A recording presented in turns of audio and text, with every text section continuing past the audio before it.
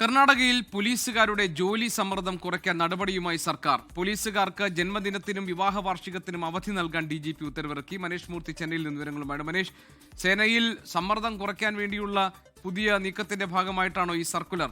അതായത് ജന്മദിനത്തിനും വിവാഹ വാർഷികത്തിനും ഒക്കെ അവധി നൽകാനുള്ള DGPയുടെ ഉത്തരവ്? JK, പോലീസുകാർക്കിടയിലെ മാനസിക സമ്മർദ്ദം നിരവധി വാർത്തകളായി തന്നെ, അതായത് ആത്മഹത്യ ഉൾപ്പെടെ പോലീസുകാർ ചെയ്യുന്നതിന്റെ പ്രധാനപ്പെട്ട കാരണം ഇത്തരത്തിലുള്ള, അല്ലെങ്കിൽ കുടുംബവുമായി ഇരിക്കാനുള്ള ഒരു സമയമില്ലാത്തതും സമയക്രമമില്ലാതെ ജോലി ചെയ്യുന്നതും ഒക്കെ അവരുടെ മാനസിക സമ്മർദ്ദം വലിയ തോതിൽ വർദ്ധിപ്പിക്കുന്നു എന്നുള്ള പഠന റിപ്പോർട്ടുകൾ വരെ പുറത്തു വന്നിട്ടുണ്ട്. മാത്രമല്ല വിവിധ സംസ്ഥാനങ്ങളിൽ സമാനമായ രീതിയിലുള്ള പ്രശ്നങ്ങളും ഉണ്ടായിരുന്നു.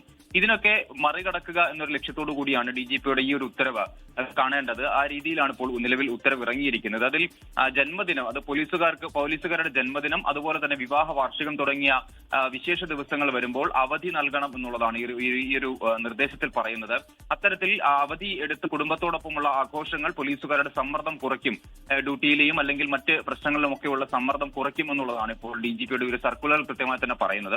എന്തായാലും ഇത് നിർബന്ധമായും പാലിക്കണം എന്നുള്ളതാണ് DGP പറഞ്ഞിരിക്കുന്നത്. അതായത് ഓരോ പോലീസുകാരനും അവരുടെ വീടുകളിൽ സന്തോഷത്തോടെ ഇരിക്കാൻ പറ്റുന്ന ഒരു അവസരവും പാഴാക്കരുത്, അത് കൃത്യമായി തന്നെ മുൻപോട്ട് കൊണ്ടുപോകണം എന്നുള്ളതാണ്.